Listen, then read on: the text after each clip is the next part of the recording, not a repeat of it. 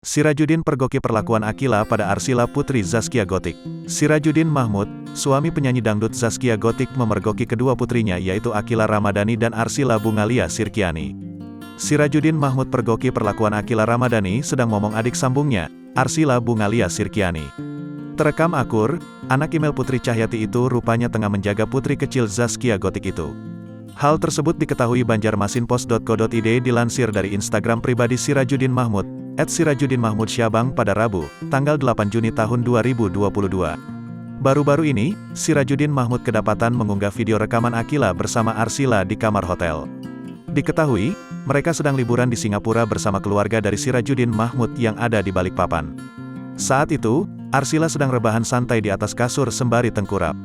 Sementara Akila duduk di samping Arsila sambil pok-pok badan adik balitanya tersebut agar mau tidur.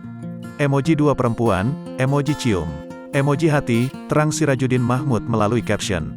Rukunnya kehidupan Akila dan Arsila meski lahir dari ibu yang berbeda itu membuat Sirajuddin Mahmud tampak bahagia. Itu terlihat dari emoji yang dia buat melalui caption yang tertera di postingan. Cara didik orang tua mereka pun menjadi perhatian warganet lantaran dinilai berhasil mendidik dua anaknya jadi rukun begitu. Momen tersebut juga menuai tanggapan dari warganet.